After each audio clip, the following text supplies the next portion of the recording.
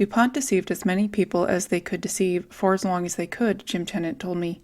Now that their secrets are out and they've been forced to clean up the water, they're starting again with a new set of chemicals. This isn't a fight that will be won in my lifetime.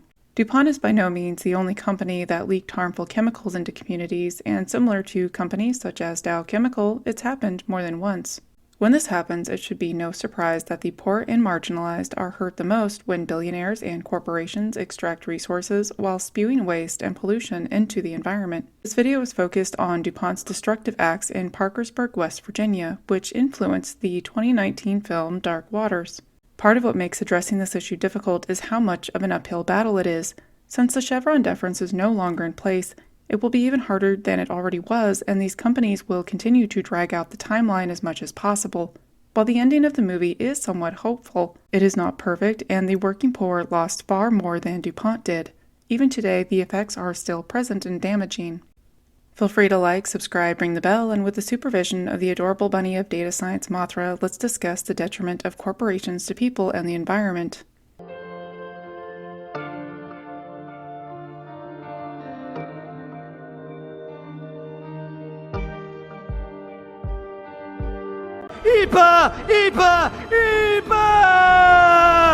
The EPA, or Environmental Protection Agency, is responsible for a variety of tasks related to protecting human health and the environment. This can include setting national standards and writing regulations. While it has improved living conditions in the U.S., it certainly isn't perfect. When it was created, there were already multiple chemicals and products, and there was a question of how to handle that. Similar to the Centers for Medicare and Medicaid Services, or CMS, a lack of sufficient personnel and resources meant it was up to the companies themselves to self-regulate and report toxic substances. Simply put, there just aren't enough people to analyze the information attached to every chemical that was grandfathered in, and more effort is put towards new chemicals. You knew C8 was poison. You knew the Happy Pan was a ticking time bomb. And you knew exactly why. Because C8, it stays in us forever. Our bodies are incapable of breaking it down. And knowing all of this, still you did nothing, because doing something, quote, would essentially put the long-term viability of this product segment on the line. From the New York Times article linked below, quote, under the 1976 Toxic Substances Control Act, the EPA can test chemicals only when it has been provided evidence of harm. This arrangement, which largely allows chemical companies to regulate themselves, is the reason that the EPA has restricted only 5 chemicals out of tens of thousands on the market in the last 40 years, end quote. Even in the movie, Billot says, quote, it's DuPont, they know more than the EPA does. Everyone knows more than the EPA does. After which he continues and explains the chemicals were not considered hazardous unless the company told the EPA they were hazardous. When an agency is restricted in its ability to regulate corporations, it's easier for things to slip through the cracks, so it's not a surprise that only 5 chemicals have been restricted in the last 40 years. Underfunding and understaffing mean a higher likelihood of toxic chemicals being exposed to the public. By setting up an agency to fail, it's easier to use this as an excuse to eliminate that agency and respective policies. At this time, with certain people coming into power soon, the goal to erode competence in government oversight and push privatization will ramp up. This affects everyone in the United States, the recent ruling on the Chevron deference being one example. What is this Chevron deference? It is the idea that federal agencies who have subject matter experts, professionals, technicians, all of whom who are supposed to be free from social bias, are the ones who enforce regulations as they see fit. But if there is ambiguity, then judges are to intervene. This ruling allowed improvements in the environment, such as addressing issues with smog and contaminated water sources. Following the evacuation, Gibbs became the public face of a movement to clean up toxic waste dumped by companies across the country. To deal with this pollution, Superfund legislation was enacted. Superfund was established so if another Love Canal came on the horizon, there would be money there. You could go in, you could do the testing, you could do the cleanup, and then you could go after the responsible parties. While sometimes criticized as costly and bureaucratic, Superfund has led to the remediation of nearly 400 toxic sites. Love Canal was among the first addressed. In the future, if a company has emissions from their factory that contain certain particulates and the regulation for this is unclear, then the courts will be the deciding factor in whether or not the company is within guidelines, rather than the EPA. The EPA, which is more likely to have scientists with an understanding of the technical aspects of chemicals and a better understanding of assessing any associated harms, would be able to be overruled by those who have ties to said company and a vested interest in serving their own personal needs, allegedly. It comes down to this: who would you rather have as the major deciding entity of what chemicals should be removed from products? Someone that is able to understand the framework of chemical compounds, or a judge that hasn't opened a science book in over a decade? With this brief background, let's get into the movie.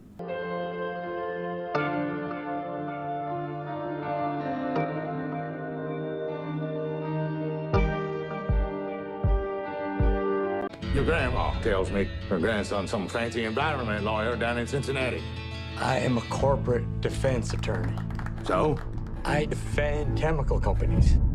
Well, now you can defend me. How many did you lose? 190. 190 cows. You tell me nothing's wrong here. Aside from some artistic decisions, Dark Waters is relatively close to the material sources. These include the New York Times article, The Lawyer Who Became DuPont's Worst Nightmare by Nathaniel Rich, Stain-Resistant, Non-Stick, Waterproof, and Lethal, The Hidden Dangers of C8 by Callie Lyons, Welcome to Beautiful Parkersburg, West Virginia by Mariah Blake, The Bad Chemistry articles by Sharon Lerner, and the book Exposure by Rob Billett. For the most part, the movie follows a linear timeline starting in 1975. At night, a couple young adults sneak through a barricade to a river that has multiple warning signs posted. They are quickly shooed out by two men in full safety gear on a boat, spraying chemicals over water that has an ominous oily foam. The timeline then moves forward to 1998, Cincinnati, Ohio, and we are introduced to Mr. Tennant, a farmer from Parkersburg, West Virginia, demanding to speak to Rob Billett and present his evidence of the poisoning from DuPont. It is the beginning to what will be an extremely lengthy court case, as Billett sorts through hundreds of discovery items and gains clarity on the dangers of the chemicals in question. The case drags on mostly due to resistance from DuPont, and the health of the families in Parkersburg continue to worsen. Eventually, DuPont agrees to clean local water supplies, install filtration systems in 6 water districts, and pay $70 million to the class action participants. However, Billett also wants to implement medical monitoring.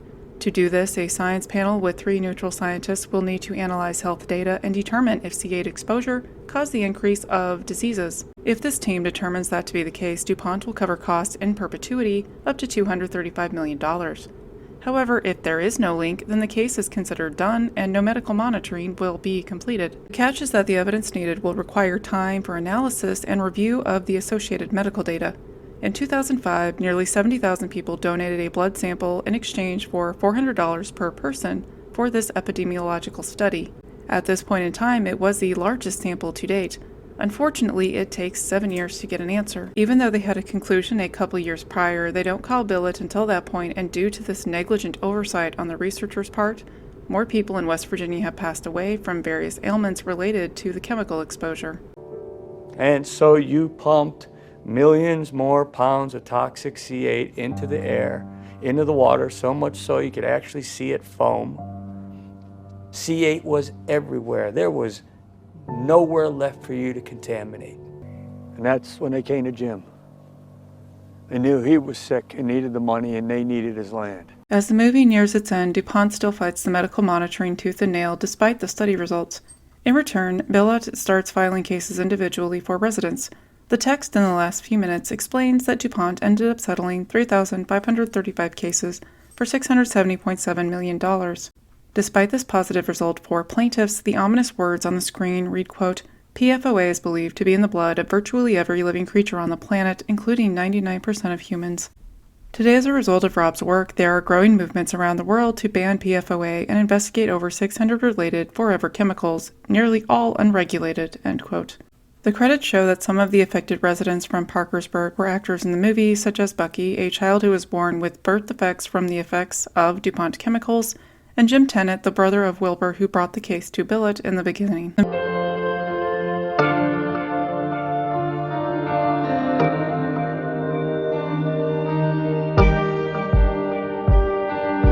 The movie, when Billett is given a walkthrough of the logistics for the temporary health station to gather blood samples, they stop and talk to a mom with her kids. She explains that her family won't have anything to worry about, they won't find anything, and that, quote, DuPont is good people, end quote. Obviously, advertising that the workers would be in contact with harsh chemicals doesn't look good PR-wise, though DuPont and similar companies try to get the media to focus on the positive things that they are doing as a way to offset the irreparable damage they are causing. It can be easy to rationalize that DuPont is the cause of the health issues from watching the movie and reading the testimonies of those affected. If this company is so clearly harming these people, why are they unwilling to see it or appear hesitant to speak ill of the company? This rose-colored glasses view of corporations is not uncommon, nor is it new, especially in rural areas. DuPont uses a similar tactic to that of coal mine companies, through selective messages that are pushed out to the public sphere. When Billet drives through the town, we see how much of a hold DuPont has on the residents. The company name is plastered on billboards, benches, the baseball field, and post office. It's one way to increase positive PR and a convenient way to redirect the public's attention when misdeeds come to light. Not that dissimilar from the mining companies that exploited this same area. Even if PR doesn't work, corporations can affect perception by taking advantage of how rural areas have fewer job opportunities. Mining and chemical companies certainly took advantage of this, a topic previously discussed in another video. One of the conflicts in October Sky is whether or not Homer will continue to work in the coal mine or continue his education. In the end, it does work out for him to pursue education, but it is not always a guarantee. Throughout Dark Waters, residents hint that DuPont has the best pay and benefits in the area. In looking at the geographical region, Parkersburg is surrounded by nature mostly, so working outside of town requires reliable transportation. In doing a couple quick internet searches, the main jobs advertised are customer service and retail positions, mostly under $20 an hour. There are a few openings for some medical workers, such as nurse and radiologist, but these require education and certifications, which cost money. If they can't afford to move due to lack of resources, the likelihood of obtaining the needed education and certifications is pretty improbable. When there is limited opportunities, how much of a choice is it when deciding to work for a company with a livable wage, but has a chance of various health risks? I won't discuss remote work in this video as far as employment, since access to reliable internet and the resources to afford said internet access are not guaranteed in these remote areas, not to mention that access to electricity and water can also be problematic. When there is this lack of opportunity for jobs, it also contributes to a sense of company loyalty. It may seem strange, but wanting to keep a company from leaving can be a way to try and keep these jobs. It's a way to survive with a consistent paycheck, especially when other businesses may not have the same guarantee. DuPont happened to be willing to give jobs to people in this area, and higher pay does allow families to eat and pay for things like housing and education. In Dark Waters, numerous people in the town mention the multiple perks and health insurance that was provided by this chemical company.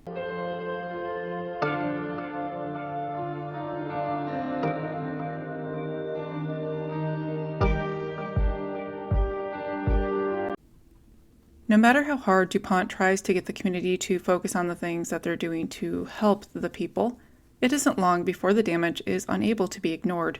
An increase in birth defects is certainly one symptom. One of the triggers for Billet in the movie to recognize the effects of the chemicals in the water is when he notices the kids in the neighborhood have black and discolored teeth. It sparks a memory from earlier in the film when he asked a scientist what would happen if someone were to drink this chemical, and the scientist tells him, quote, "You don't. That's like saying what would happen if I swallowed a tire. I don't know, do you want to be the guy that finds out?" End quote. From the start, something wasn't right. The men and workers who made Teflon were coming down with nausea, fevers. DuPont wanted to know why. So they laced cigarettes with Teflon. They told a group of the workers, hey, smoke these. DuPonters did as they were told. Almost all those men were hospitalized. That's 1962. Effective chemical runoff has been in the community for such a long time that the residents have adjusted to varying degrees. The Tennant family was dealing with similar health issues as the rest of the town, but Jim happened to be the farmer that spoke up to try and get help. Being the whistleblower comes with disadvantages. It's one thing to watch a movie and think they're doing the right thing or that they just need to stick with their principles, but it's just not that easy. One aspect of this movie I appreciated is how it portrayed the way the community treated the Tennant family different. They are insulted at the cafe, insulted in the street, they get dirty looks at church. Unless you've lived in a small town, the influence of the community is hard to describe. At the same time, DuPont terrorizes the family by breaking in to steal evidence and following them around town. It is also reported that DuPont went after other former employees who spoke out. In the later half of the movie, a house is set on fire to instill fear. Even in recent years, we've seen what happens to whistleblowers from large corporations such as Enron. So not only is the tenant family putting up a fight with a large entity, they're also dealing with the backlash from the community. That's why it's important for a community to come together to push back against corporations, because it's easier for these corporations to intimidate people to back down if there is a lack of support.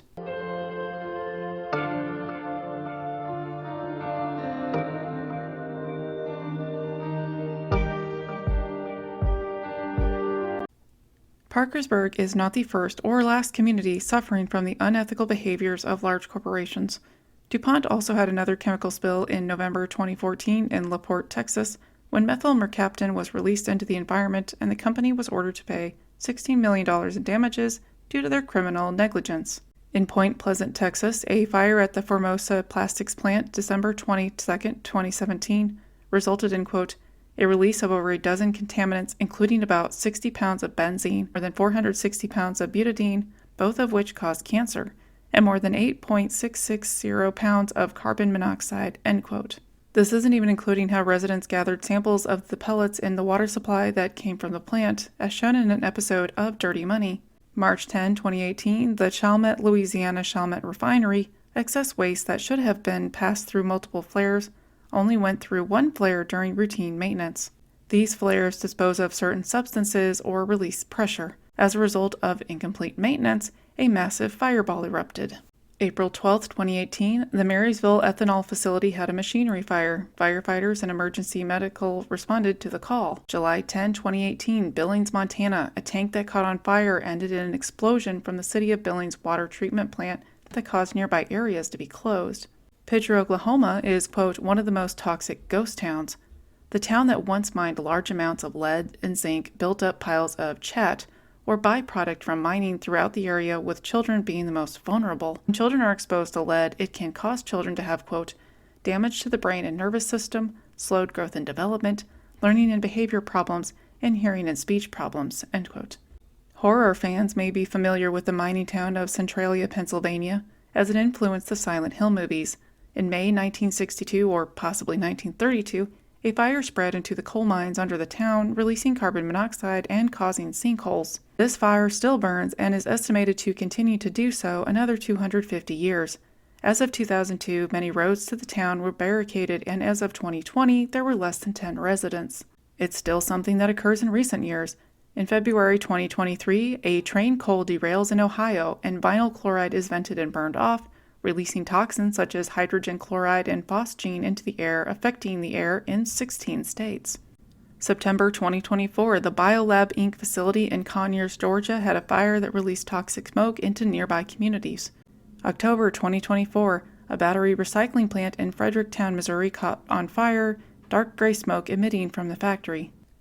While there were nuclear factories in Japan and Ukraine that caused fallout, it's important to also point out dangerous chemical exposures that aren't connected with nuclear power, such as what happened with Union Carbide in India. For those interested, the limited series The Railwaymen, The Untold Story of Bhopal 1984 illustrates the veracity and speed at which chemical leaks can put an entire community, over 500,000 people, in imminent danger.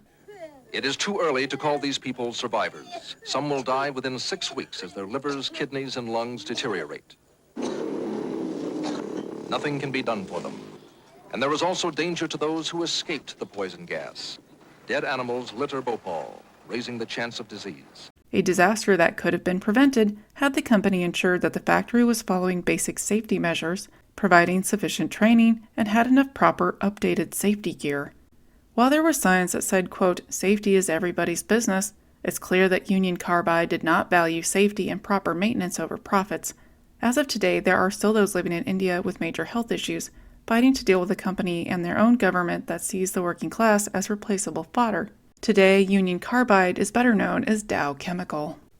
Wikipedia cites a 2014 report from Mother Jones that a spokesperson for the Bhopal Medical Appeal, which runs free health clinics for survivors, as saying, an estimated 120,000 to 150,000 survivors still struggle with serious medical conditions, including nerve damage, growth problems, gynecological disorders, respiratory issues, birth defects, and elevated rates of cancer and tuberculosis, end quote.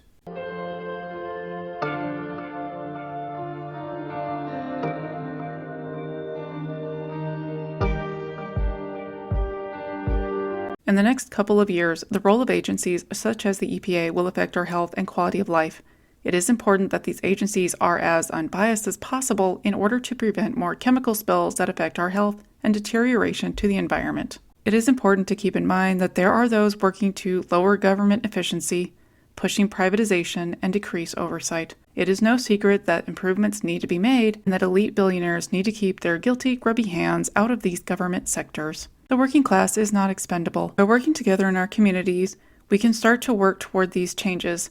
We can build a brighter future where companies like DuPont, 3M, and Dow Chemical are given proper oversight to function safely in our communities. It's going to be an uphill battle, but one worth doing. Many in government have become comfortable and forgotten that they work for the people, us. The more we demand change and require accountability and action, the closer we'll get to a healthy environment for those in the future. Thanks for making it this far. Until next time. Well, gang, I hope you had a good time, and I hope you learned some new words, too. Come on back and see me again for some more fun learning. And remember, treat other people the way you want to be treated, okay? I've got to go now. So long!